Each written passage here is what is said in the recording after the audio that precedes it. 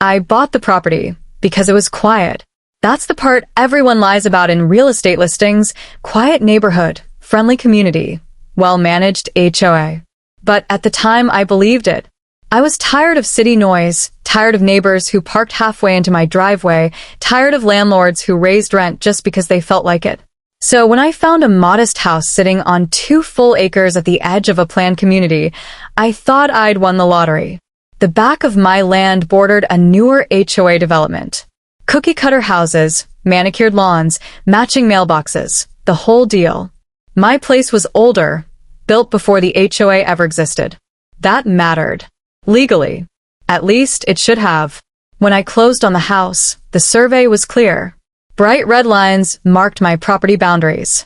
The back acre sloped into a wooded area, untouched and unused. No fences, no patas, no structures. Just trees, dirt, and quiet. For the first year, everything was fine. I waved at neighbors. I kept to myself. I paid my taxes. I lived my life. Then one morning, I noticed orange spray paint on a tree. At first, I thought it was a utility marking. But the paint wasn't in straight lines. It zigzagged. And it wasn't alone. Another tree had paint too. And another. All of it ran in a rough line about 20 feet inside my property. I walked the line slowly, my stomach tightening with every step. Someone was marking land. A week later, the sound started. Heavy machinery. I woke up to the low grind of an engine and the rhythmic thud of something hitting dirt.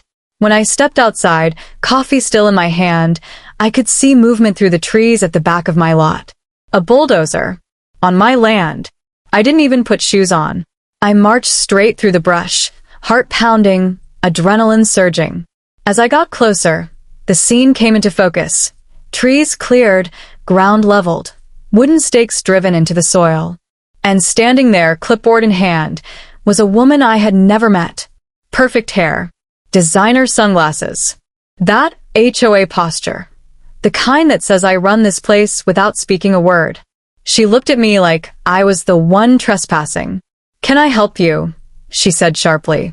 "Yes," I replied, forcing calm into my voice. "Why is there construction on my land?" She didn't hesitate. Not even a blink.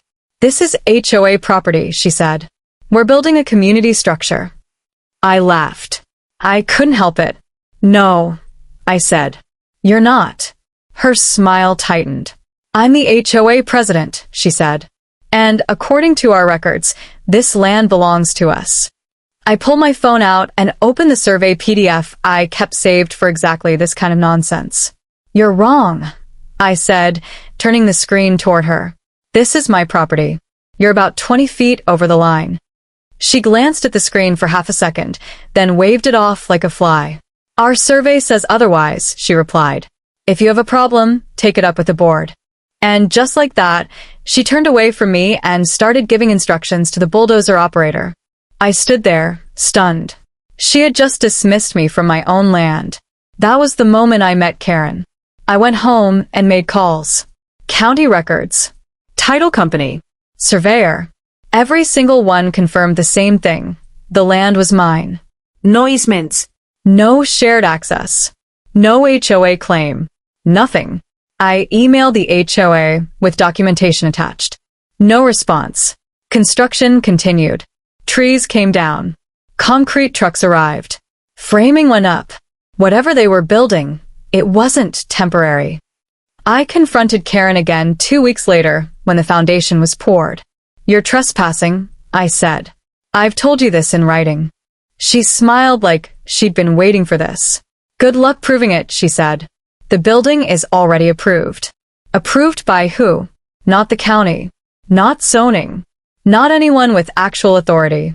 That's when I realized something important. Karen wasn't just wrong. She was betting I wouldn't fight. She thought I'd back down because it was an HOA. Because they had lawyers. Because it was expensive. Because it was easier to give up 20 feet of land than start a war. She was wrong about that too. Because if you build a house on my land without permission, you don't get to keep it. By the time the framing went up, there was no pretending this was a misunderstanding anymore. What Karen and the HOA were building wasn't a shed. It wasn't a gazebo. It wasn't even a small clubhouse like she'd claimed. It was a house. Not a full-sized family home, but a real structure nonetheless. Concrete foundation, plumbing rough-ins, electrical conduit, framed rooms. Someone intended for people to occupy it, sleep in it, use it, on my land. Every morning, I watched it rise through the trees like an insult made of lumber. And every morning, I documented everything.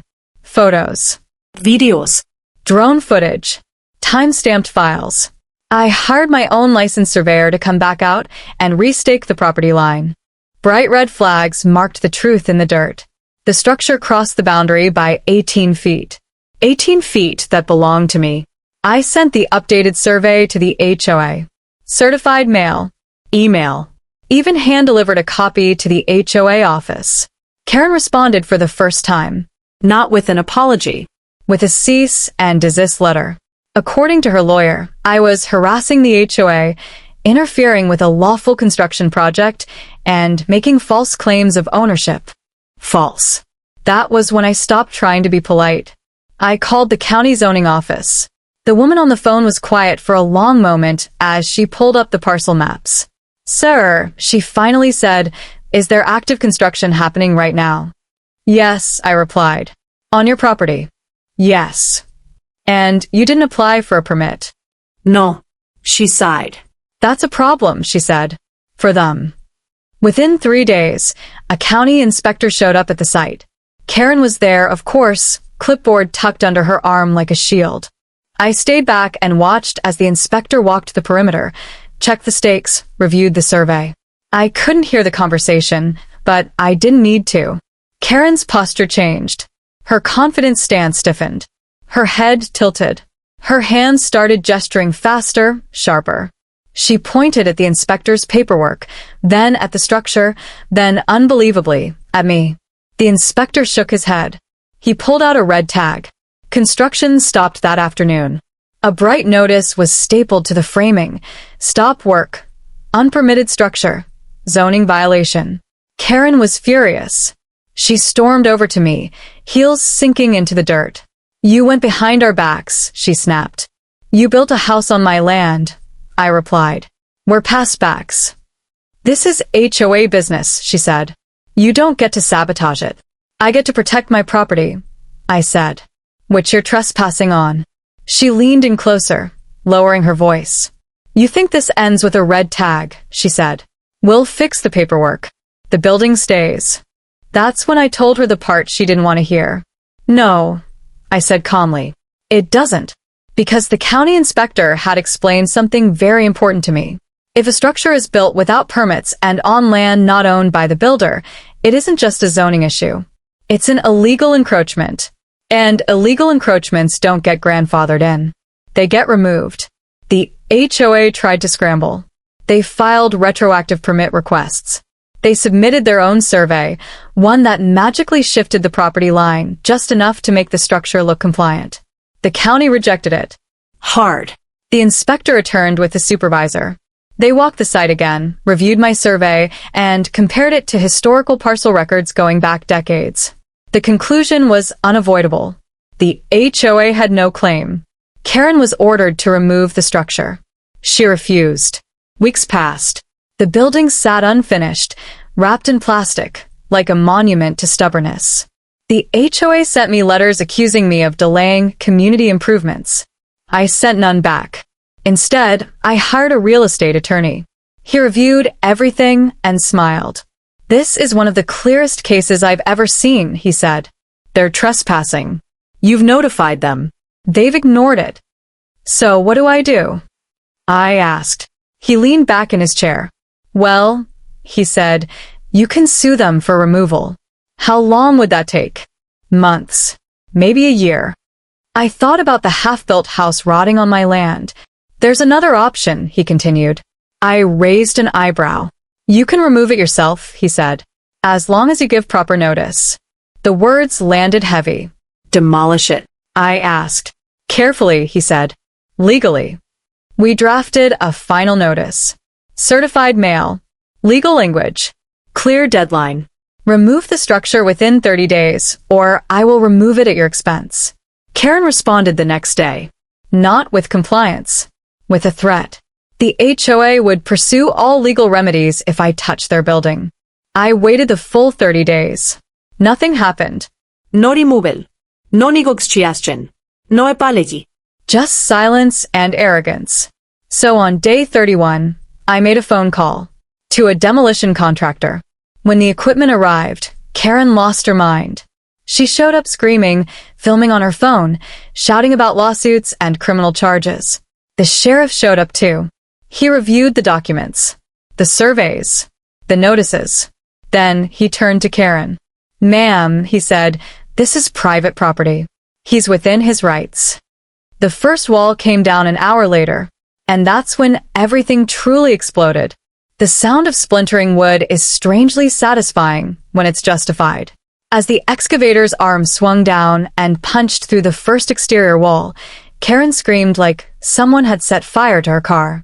She ran toward the machine, waving her arms, shouting that this was criminal destruction of HOA property. The sheriff stepped in front of her.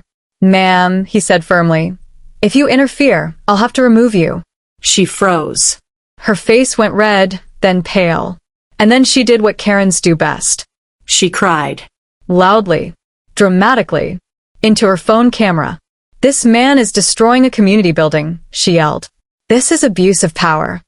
The irony was thick enough to choke on. By the end of the first day, half the structure was gone. Walls flattened. Roof beams snapped and stacked. The foundation remained, but the shape of the house was already a memory. Neighbors gathered at the tree line, whispering, recording, watching years of HOA arrogance collapse in real time. That night, my phone started blowing up. Emails, voicemails, messages from numbers I didn't recognize. The HOA's attorney had entered the chat. They accused me of vandalism, claimed I destroyed shared property, threatened civil and criminal action, demanded I stop immediately.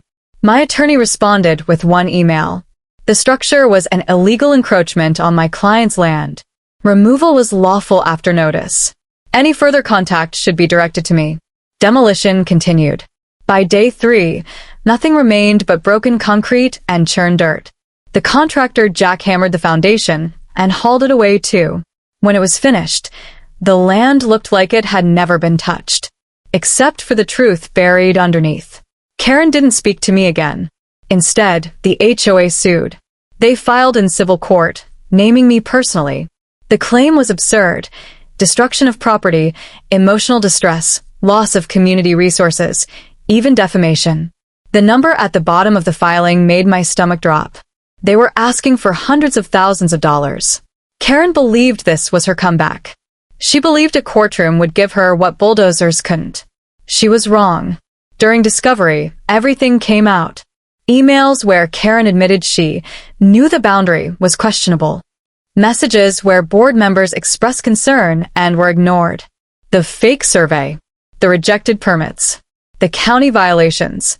My attorney smiled a lot during that phase. Karen, on the other hand, stopped smiling entirely. The HOA's insurance refused to cover the lawsuit. Illegal construction voided their policy. That meant the HOA members, the neighbors, were now on the hook for Karen's decisions. That's when the revolt started. Homeowners demanded meetings. Board members resigned. Karen tried to blame contractors, surveyors, even me. But the documents told a different story. At mediation, the HOA's lawyer looked tired. "We're willing to settle," he said. My attorney leaned forward. "So are we," he replied. "On one condition. The HOA would drop the lawsuit, pay all demolition and legal costs, officially acknowledge the land was mine, and remove Karen from the board." The room went quiet. Karen stood up. "You can't do this," she snapped. "I'm the president." One of the board members spoke for the first time. "Not anymore," he said. The settlement was signed 2 weeks later. Karen moved out of the neighborhood 6 months after that. I planted trees where the house once stood. They're tall now, strong, right on my property line. And every time I look at them, I'm reminded of something important. HOAs only have power if you let them. And land doesn't care how loud you scream. It only cares about the truth.